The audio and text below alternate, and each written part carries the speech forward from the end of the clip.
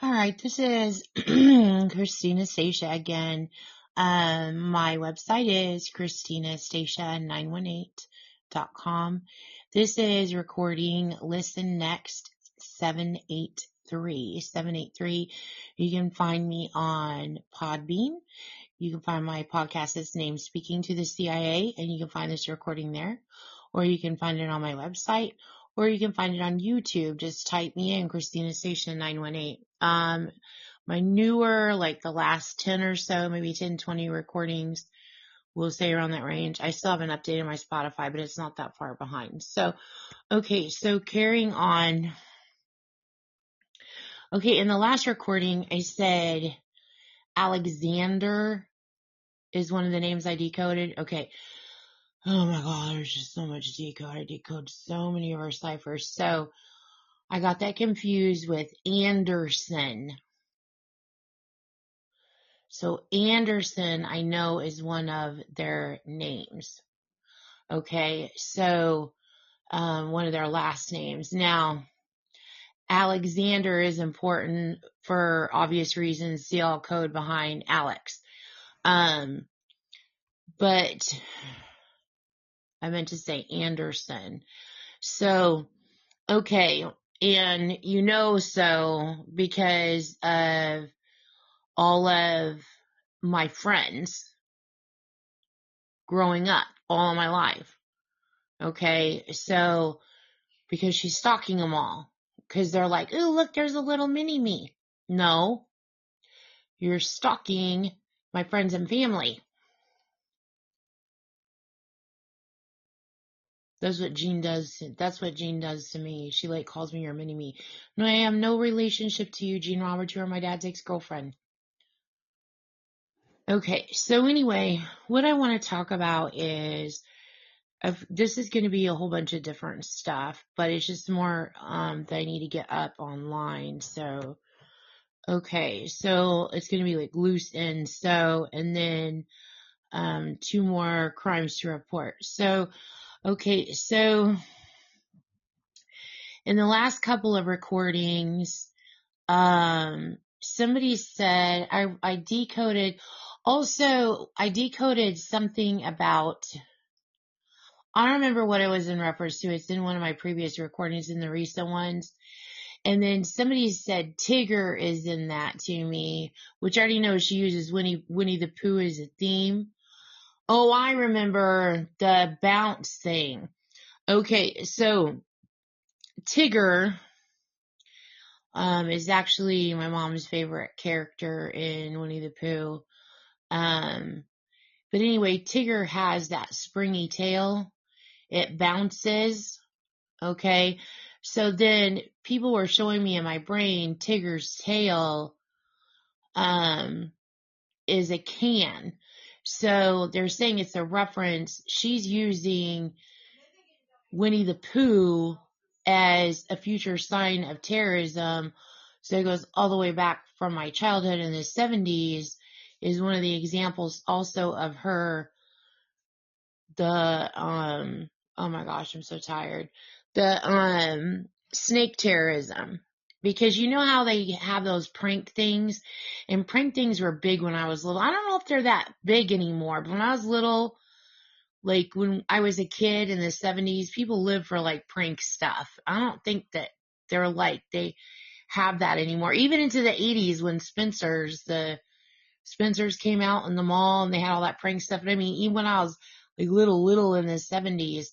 So one of the things was the disappearing ink. You would throw ink at someone and then it would disappear. So I knew that was important for my future, because she's saying that I will try to tell on her and she will get away with it by making what I decode disappear.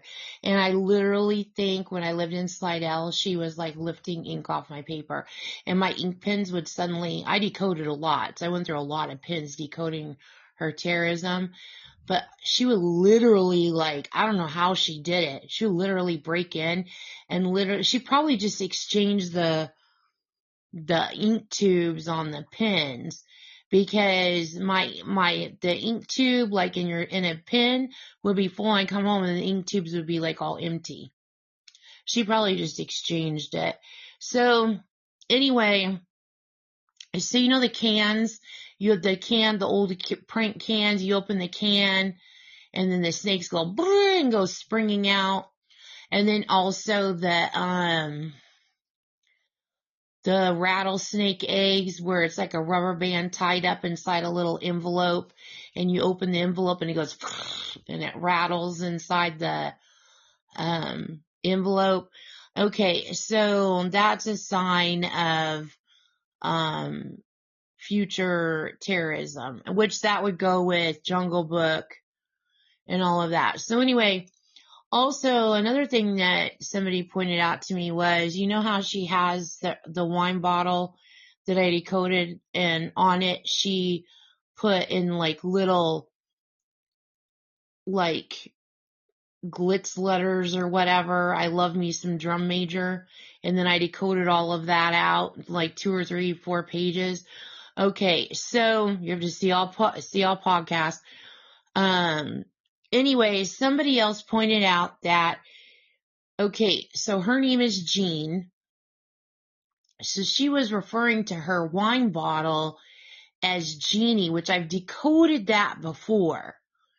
Okay, because she thinks she's a genie. She thinks she's like a magic wish granter or something. Okay, and she's not. She's a leader of Charles Manson. So, but this is what she thinks of herself. She also thinks of herself as some kind of judge too, like a literal judge. Like there's some kind of kangaroo court going on, and she's like the freaking Supreme Court justice of the land. Like, I mean, I think she literally thinks she's some sort of like judge or something. But anyway, so in so she's referring to her wine bottle as Jeannie. Okay, and you know who Jeannie was? Barbara Eden. Okay. Now, my dad lived in Eden, Isles.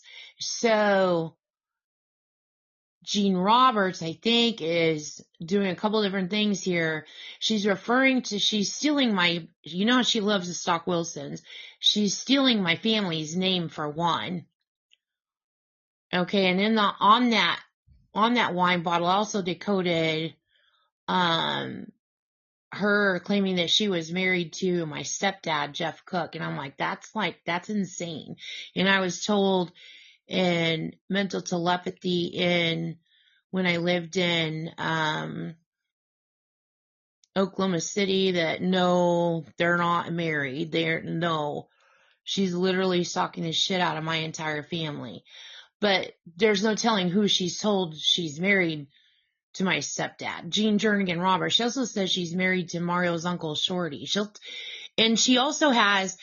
tell you, she literally has a ton of husbands. So like, it's not that she's got all these husbands, but like, she'll say that she's married to someone and not be married to them. Jean Jernigan Roberts. She's freaking loco. So anyway, so my dad still lives in Eden, Isles. Okay. So you can tell she did that intentionally. Okay. There is no mistaking what Jean did. You have to see all decode. So anyway, one of the characters on the show, I Dream of Jeannie, there was Major Nelson. And then also that Major Nelson, and then Nelson the band, the 2 blonde kids. I bet you anything they're Wilsons. I bet you anything. Jean loves her some blondes. Jean is obsessed with Wilsons. So, I mean, just ask Brian Wilson of the Beach Boys. So, anyway, she literally is the leader of Charles Manson. She always has been. So, and Nelson is also Nelson is like she's also probably calling herself a concierge to Nelson Mandela. I bet she is. that means she did something to Nelson Mandela. And I haven't got to study him up close yet, but that probably means she did something to Nelson Mandela. And then, also Nelson, Willie Nelson, 420. She's bragging about being the leader of Charles Manson. There's probably all kinds of stuff, Nelson. And then Nellie Olson, her Little House on the Prairie theme. Okay, so anyway, that's the Major Nelson, and then there's a Major Healy.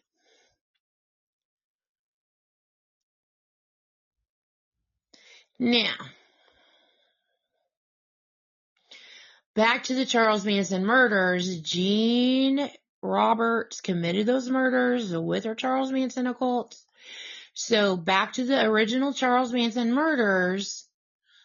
On the fridge was written, I bet you anything that was her writing that too. Helter Skelter, or they like misspelled Helter Skelter, but they put Heal. And you know how Jean does all kinds of demonic ciphers around bread? Like she calls me and my friends rye bread. I decoded it a million times. She tried to sell me like silently, like when we went to the grocery store at Winn-Dixie, and she was trying to signal to someone by reaching to the bottom shelf and grabbing white bread, and then she was signaling to me. And I'm like, what the fuck is she doing? But she was trying to sell you to someone in the KKK is what she was doing. Jean Roberts is KKK. So anyway, when she was doing it like all like subliminal, like not subliminal, like she was really doing it, but she was trying to be slick about it. Like I was sitting there watching her eye movement and everything. She was trying to be really fucking slick about it. So anyway, so Major Healy, okay. So on the fridge is where Helter Skelter was written, but it was misspelled H-E-L. So that goes to that also. So she's again bragging about being the leader of Charles Manson. And then you're going to have to see all code heal.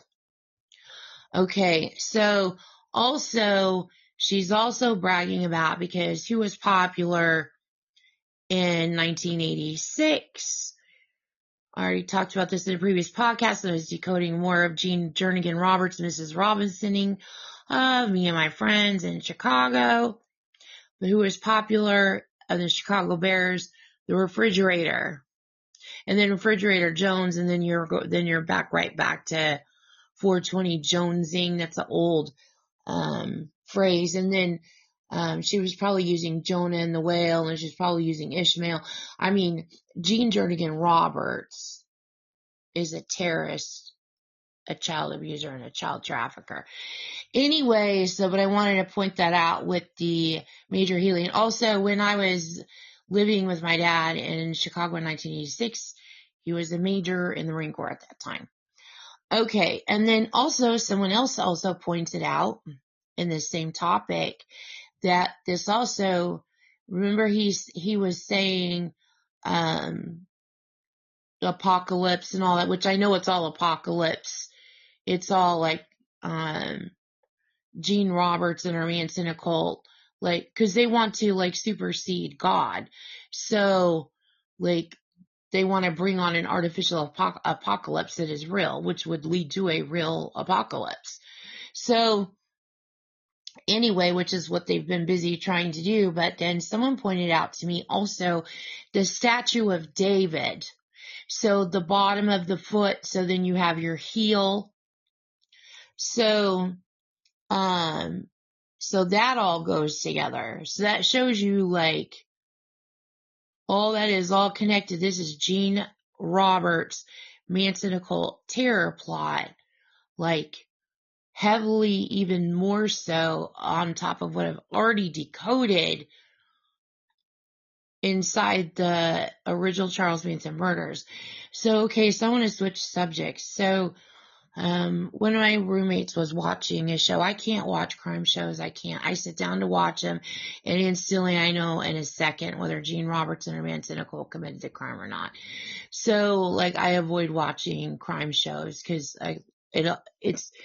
But anyway, so she was watching a crime show, and so I watch it, and I instantly can see Gene Journey and Roberts committed a crime. And in fact, people were communicating back to me.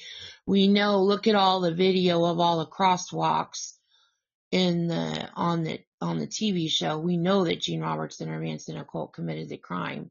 So, they didn't know that. And then this crime made it into it's on Netflix right now. It made it into a Netflix special. So anyway, what I want to point out is, a couple of things that you would want to notice. Okay. So the business, okay, you saw Casablanca. I don't know if that was changed because Gene will change things in media footage to try to tell lies. And then she go, hi, I'm smarter than I CGI and all. So I don't know if the Casablanca, if that's really real. It's showing in the TV series, or she just CGI edited that. It was really real. There's evidence there. Gene Journey and Roberts and Manson Nicole committed the crime. What I want to point out is, the restaurant, it's Rappongi. Roppongi. And then when you look at the logo on the restaurant, you see how it's like mirrored, reverse and back.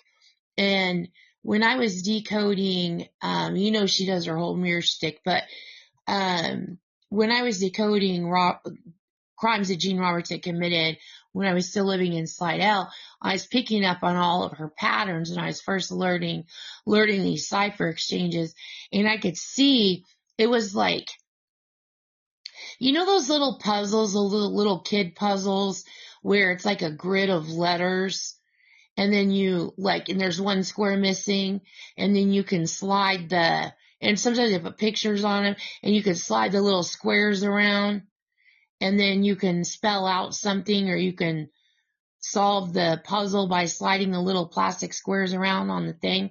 And that's what it's like in my brain when I'm first figuring out how she's her methods of I saved all the methods because I'm like, okay, this is an established pattern. I know this is going to work in this crime. This works in this crime. I know she committed this crime too. So I was watching how she was arranging letters and words. They'd go forward and then they would go backward. Letters would go up, letters would go down. Letters would go in an X shape from top left to bottom right, or top right to bottom left. So just the moving around of the letters themselves, and then offsetting, at the beginning or the end of the alphabet, or wrapping around the alphabet. So I was figuring out all of these patterns. So looking at Rappongi,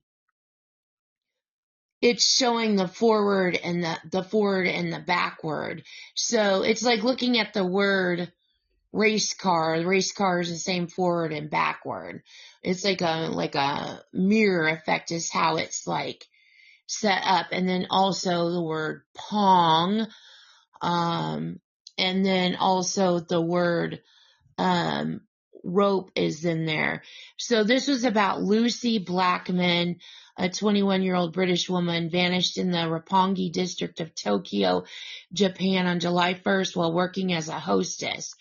Her disappearance and murder became a massive international investigation, which is detailed in the 2023 Netflix documentary, Missing: The Lucy Blackman Case. So another thing that I want to point out, besides all the obvious evidence in there that Gene Jernigan Roberts committed that crime, and not just how big her Manson occult is her missing poster. How she's sitting in the missing poster, looking just like those women, the blonde women that were sitting at the table being made to make biodegradable weapons. Like, I don't know if it's CGI, if she edited the missing poster, or if that's how the original missing poster is, but look how she's sitting in the missing poster. So you can definitely tell. And then also Lucille Ball, she's using that too. So you definitely can tell that Gene Jernigan Roberts committed this crime. So, all right, let me see. Okay, and then, all right, I'm going to end this recording, and then I'm going to do another recording.